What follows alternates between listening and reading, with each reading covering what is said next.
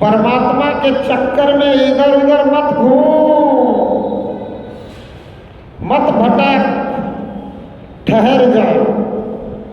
इसी ठहरने को गौतम बुद्ध कहते हैं कि मैं तो ठहर गया,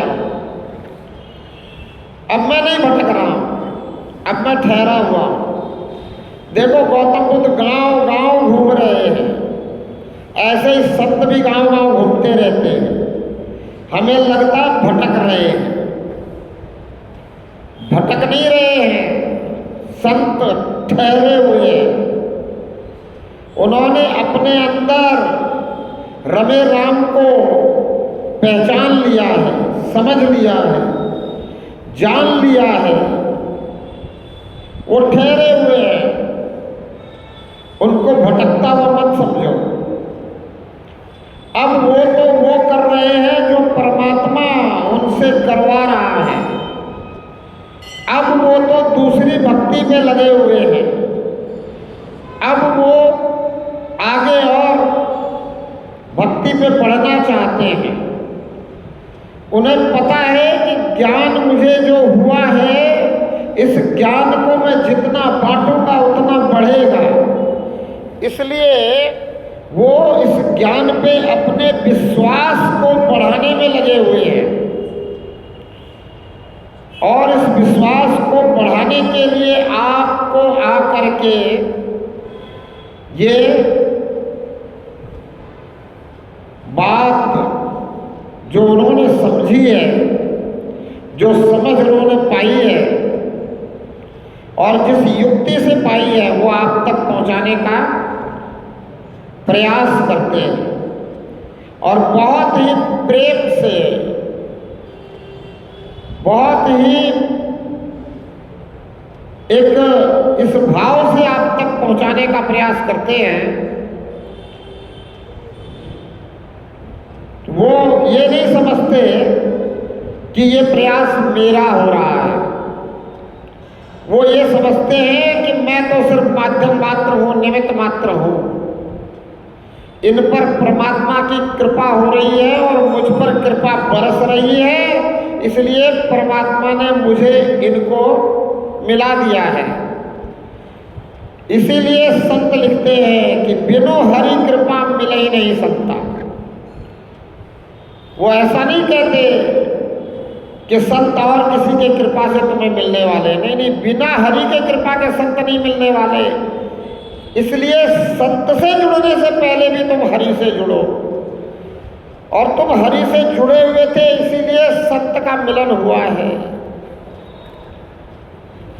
अब संत का मिलन हुआ है कि नहीं हुआ है, ये भी तुम परमात्मा से ही पूछ लो। क्यों? क्योंकि कहीं मन के मते आकर के तुम सिर्फ किसी भेषधारी को संत तो नहीं समझ बैठे। संत कहते हैं कपड़ा रंगाए ना भय जोगिया। तो जोगी कैसा होता है, संत कैसा होता है? तो बोलो वो तो अपने अंदर रंग जाता है। किसके रंग में रंग जाता है? जिसकी संगत करता है उसकी रंग में आदमी रंग जाता है। जुआरी का संगत करे तो एक न एक दिन वो व्यक्ति जुआरी बन ही जाता है। चोर की संगत करे तो वो व्यक्ति एक दिन चोर बन ही जाता है। ऐसे ही किसी अच्छे व्यक्ति की संगत कर ले कोई तो वो अच्छा बन जाता है, उसके अंदर अच्छे व्यक्ति की रंगत आ जाती है। तो ये संत किसकी संगत कर रहे हैं? संत परमात्मा की संगत कर रहे हैं। अब जब संत परमात्मा की संगत कर रहे हैं तो कैसी रंगत आएगी? कैसे रंगेगा उनका अंदर से सब कुछ? उनका अंतर्मन शुद्ध हो जाएगा, अंतर्मन पवित्र हो जाएगा, उनकी बुद्धि मलिन नहीं रहेगी। बुद्धि की मलिनता, मन की मलिनता, चित्त की मलिनता सब दब जाएगी। क्यों? क्योंकि रंगत किसकी मिल गई? परमात्मा की। संगत किसकी कर रहा है संत? परमात्मा की। तो संत क्या करता है? कभी अपने आप को गुरु नहीं कहता कि मैं गुरु हूं। संत जो है वो संत कहता है कि तू भी संत बन। संत कभी नहीं कहता कि मैं गुरु हूं तू मेरा शिष्य बन, मैं गुरु हूं तू मेरा चेला बन।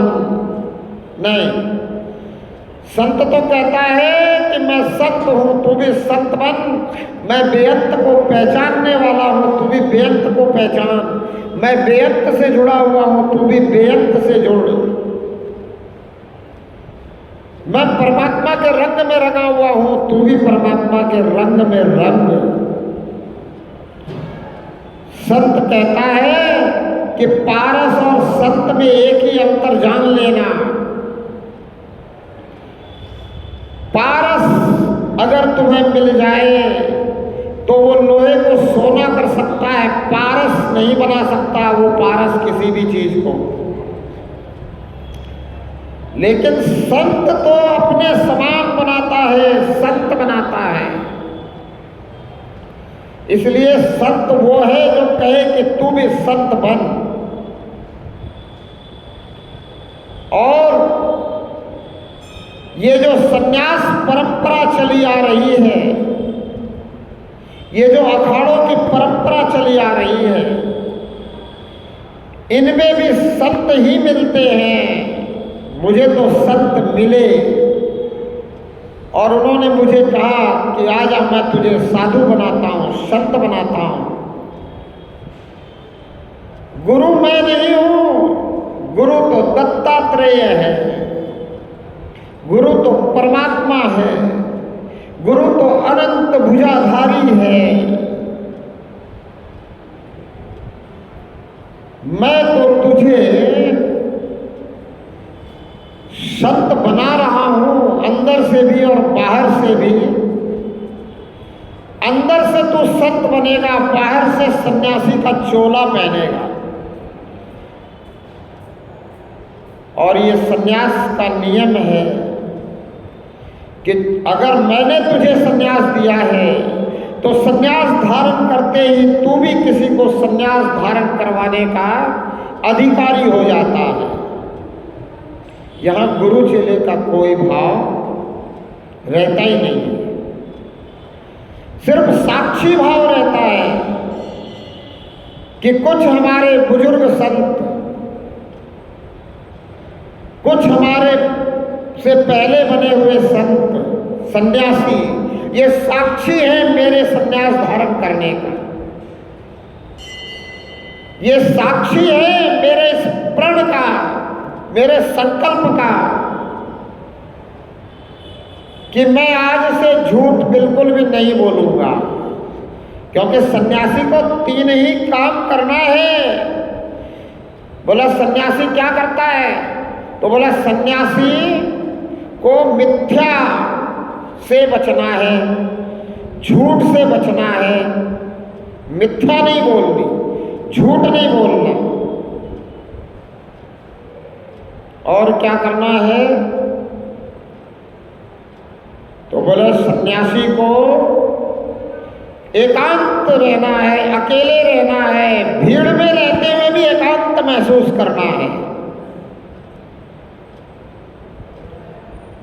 सन्यासी को किसी दूसरे शरीरधारी से किसी प्रकार का सुख नहीं लेना है। सन्यासी को किसी शरीरधारी से किसी प्रकार के सुख लेने की चेष्टा नहीं करनी है। सन्यासी को इंद्रिय सुख से ऊपर उठना है।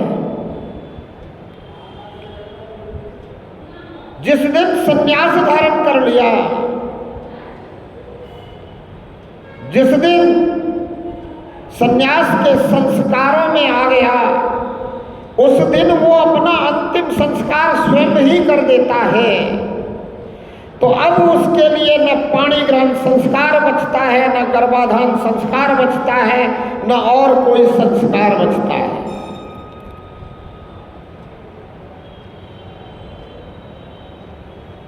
अब सन्यासी को तीसरा काम क्या करना है? तो बोले इस शरीर रूपी साधन के लिए चोरी नहीं करनी।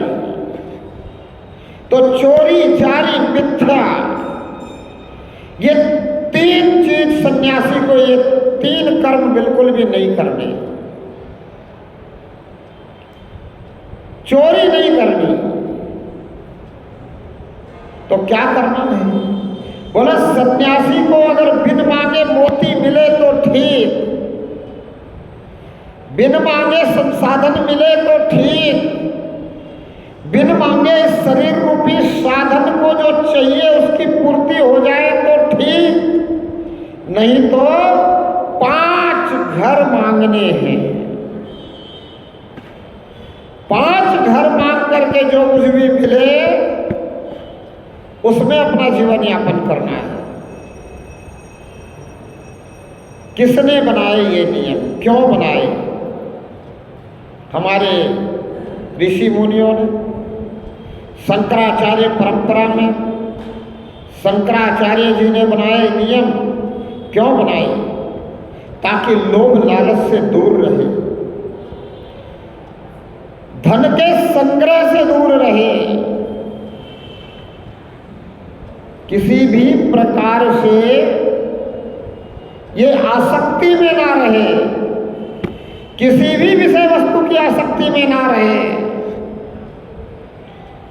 फिर सन्यासियों को ये कहा गया कि भाई अगर आप पूर्णतः निरासक्त होना चाहते हो तो आप लज्जा से भी ऊपर उठ सकते हो, आप पूर्णतः दिगंबर रह सकते हो। अगर आप पूरी तरह से अपनी इंद्रियों पे विजय पा लेते हो, इंद्रियों को निग्रह कर लेते हो, अगर आप अपनी ऊर्जा को ऊर्ध्वमुखी बना लेते हो तो आप दिगंबर रह सकते हो। फिर आपको लंगोटी की भी जरूरत नहीं है। ये है सन्यासी का जीवन। और यही सन्यासी संत बन जाते हैं,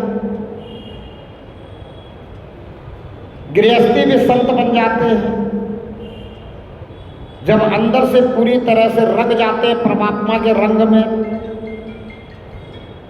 और जब कोई भी संत बन जाता है, महात्मा बन जाता है, फिर मुझे नहीं लगता कि वो कहेगा कि मैं गुरु हूं तू चेला है, मैं गुरु हूं तू शिष्य है,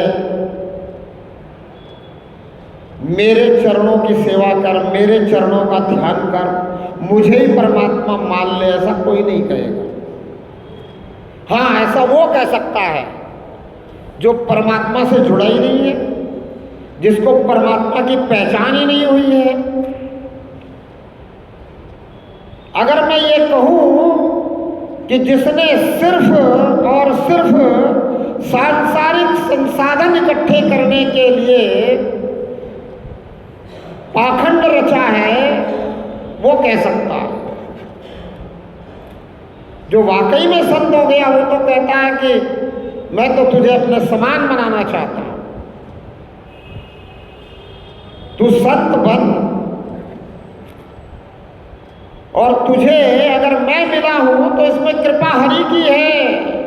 ये कौन कहता है? संत कहता है कि बिनु हरि कृपा मिले ही नहीं संता। तो अगर हरि की कृपा से मैं मिला और मैं फिर कह रहा हूं कि तू हरि से और जोड़, हरि को पहचान, परम को पहचान, ये परम अपनी पहचान देने में सामर्थ्यवान है, इसके सामर्थ्य पे शंका मत कर। तो ये मत सोच कि क्या ऐसा भी हो सकता है, तू नकारात्मक मत हो। तो ये मत सोच कि क्या मुझे भी परमात्मा दृष्टि दे सकता है। तू ये मत पूछ कि परमात्मा ने पहले भी किसी को दृष्टि दी है। अगर तेरे सामने संत आ गया है तो संत अपने आप ही बता देगा कि भाई परमात्मा ने जिसको दृष्टि दी उसी ने ये बात कहने की की हिम्मत की कि जिधर देखता हूं उधर तू ही तू है, और हर बसर में हूबहू है। बसर अलग अलग दिख रहे हैं। जिसको परमात्मा ने दृष्टि दी उसी ने बताने की हिम्मत की कि खड़ग में, खंभ में, सब में परमात्मा है। जिसको परमात्मा ने दृष्टि दी वो ऋषि मुनि कहने के लिए तैयार हुए कि परमात्मा बुद्धि से परे है। वो कह पा रहे हैं कि परमात्मा शब्दातीत है, शब्दों में परमात्मा को नहीं समझाया जा सकता। जिन्हें परमात्मा ने दृष्टि दी वो हिम्मत करते हैं कहने की कि 7 समुद्र की मसी करो, लेखनी कुल बन राई, धरती सब कागज करो, फिर भी हरि गुण लिखा न जाए। क्यों? क्योंकि उन्होंने परमात्मा को पहचान लिया। इस गुणातीत के अंदर इतने गुण हैं, सर्वगुण संपन्न है, सर्वशक्तिमान है। कहां तक इसकी व्याख्या करें, कैसे व्याख्या करें? व्याख्या कर करके थक गए। कितनी भी कुछ बताने की कोशिश की, नहीं बता पाए।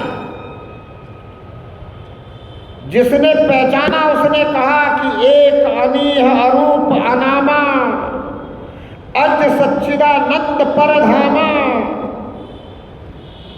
बोलो ये परमात्मा अनीह है, अरूप है, अनामा है, इसका कोई नाम नहीं है, इसको नाम की जरूरत भी नहीं है, क्योंकि ये एक है। अगर इस संसार में आदमी भी एक ही होता और मातृशक्ति भी एक ही होती तो भी नाम की जरूरत नहीं थी। वो कहती आदमी तू इधर आ, देवता तू इधर आ, मनुष्य तू इधर आ। वो कहता हाँ देवी जी आ रहा हूं, क्या जरूरत थी नाम की? अरे परमात्मा तो एक है, इसको नाम की क्या जरूरत है? नाम से इसको पुकारने की जरूरत क्या है? ये तो भाव का भूखा है। भाव से पुकारो, भाव से याद करो। याद का उल्टा दया है। जितना याद करोगे उतनी दया तो करेगा ही करेगा, और जब दया करेगा तो क्या देगा? सद्बुद्धि। जब दया करेगा तो क्या देगा? आंतरिक शक्ति। जब दया करेगा तो क्या देगा? ठहराव। जब दया करेगा तो क्या देगा? मानसिक शांति। जब दया करेगा तो क्या देगा? ज्ञान दृष्टि,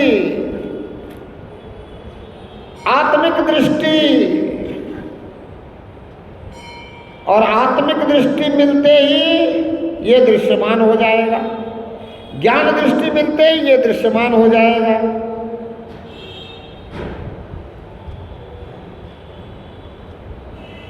परमात्मा तैयार है आपको ये दृष्टि देने के लिए।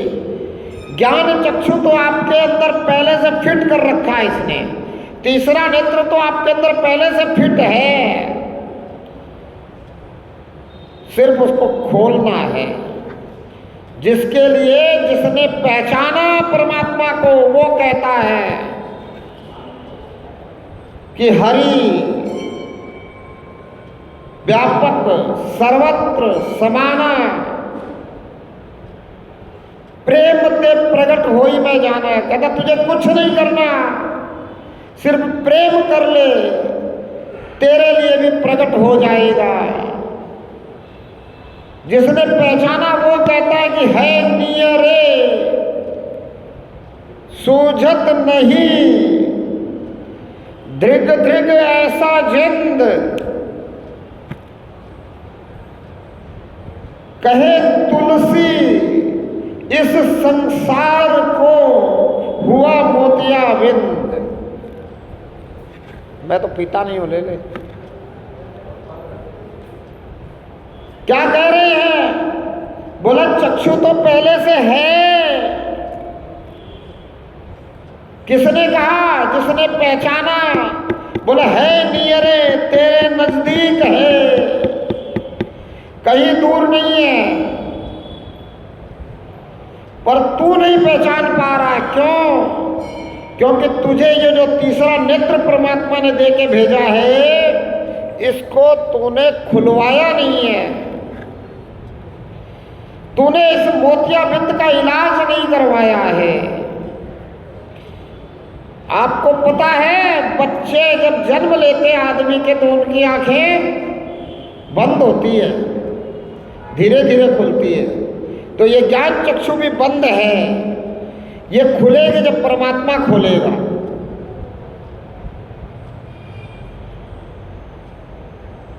हम जब बच्चे रहते हैं ना, हमारे बस में नहीं रहता है दौड़ना, कूदना, भागना तुरंत।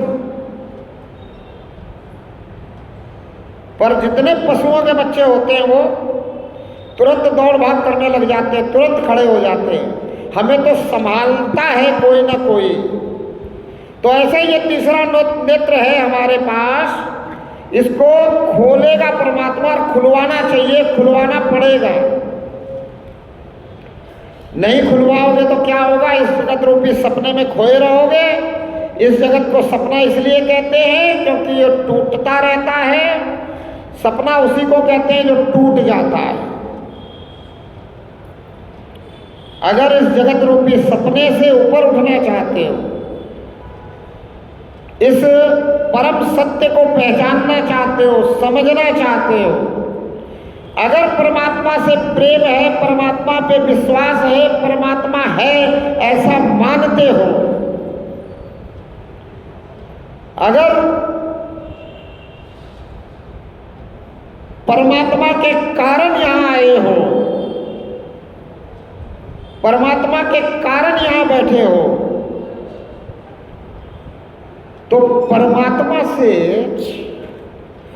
प्रार्थना करने में, निवेदन करने में, परमात्मा से दिव्य दृष्टि, आत्मिक दृष्टि, ज्ञान दृष्टि मांगने में दिक्कत क्या है? कहां दिक्कत है? क्या शंका है? क्यों शंका में रहते हो? क्यों नकारात्मक हो जाते हो? क्यों परमात्मा के सामर्थ्य में पूर्ण विश्वास नहीं करते? परमात्मा सामर्थ्यवान है आपको पहचान देने में, और पहचान अगर परमात्मा की हो जाए तो फिर जीवन सफल है, फिर जीवन सार्थक है। अन्यथा आपके पास कितने संसाधन पड़े रहें, वो इस शरीर के काम के हैं, आपके किसी काम के नहीं हैं, और ये शरीर भी आपको यहाँ छोड़ के जाना है। ये बिल्कुल सच्ची बात है, सच्ची बात है। इसको आप भी जानते हो, मैं भी जानता हूँ, आप भी मानते हो, संत भी मानते हैं। जाना है, कहाँ जाना चाहिए ये संत बताते हैं कि परमात्मा में गमन हो जाए तो आवागमन छूट जाए। तो अब बताओ, आपको परमात्मा ही उद्देश्य बता दिया आपका कि आपके जीवन का मूल उद्देश्य क्या है? परमात्मा को पहचानना। और परमात्मा तैयार है आपको पहचान देने के लिए, आपको ऐसी दृष्टि देने के लिए जिससे आप हर पल इसको निहार सको, हर पल आपका ध्यान इसमें रह सके। फिर भी अगर आप प्रार्थना में नहीं लगे, फिर भी अगर आप इससे निवेदन में नहीं लगे, आप अंदर की यात्रा पे नहीं गए, आप भाव से इससे नहीं जुड़े, आपने अंदर ही अंदर प्रार्थना नहीं शुरू की, सिर्फ बाहर बाहर दिखावा करते रहे, तो इसका मतलब सिर्फ इतना सा ही है कि आपको परमात्मा के सामर्थ्य पे पूर्ण विश्वास नहीं है। और जब तक पूर्ण विश्वास नहीं होता तब तक बात नहीं बनती। तो इसलिए कृष्ण ने गीता में कह ही दिया कि विश्वासम फलदायकम, अगर परमात्मा से दृष्टि रूपी फल चाहिए तो पूर्ण विश्वास होना चाहिए। विश्वास के बिना फल नहीं मिलेगा। इसलिए आपसे यही नम्र निवेदन कि पूर्ण विश्वास परमात्मा पे करें और किसी पे किसी भी तरह की विश्वास करने की जरूरत ही नहीं है। क्योंकि दुनिया में अगर किसी पे विश्वास करोगे तो धोखा खा सकते हो, परमात्मा पे विश्वास करोगे तो आवागमन से छूटने का मौका पा सकते हो। अब देख लो किस पे विश्वास करना, सोच लो किस पे विश्वास करना। और अब समय की समाप्ति की घोषणा,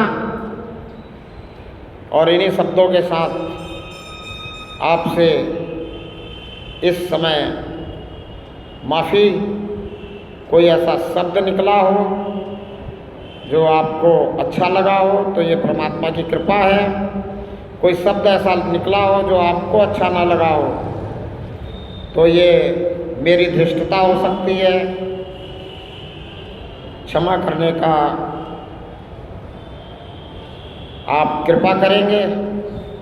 बोलो परमपिता परमात्मा की, धर्म की, अधर्म का, प्राणियों में, विश्व का, गौ माता की, भारत माता की, सच्चे का बोलबाला, झूठे का मुंह, एक तू सच्चा तेरा ध्यान सच्चा। हे प्रभु कर कल्याण जिस विधि होए तेरा ध्यान। आत्मने नमः परमात्मा। अब गीता पाठ, हाँ 18 का 21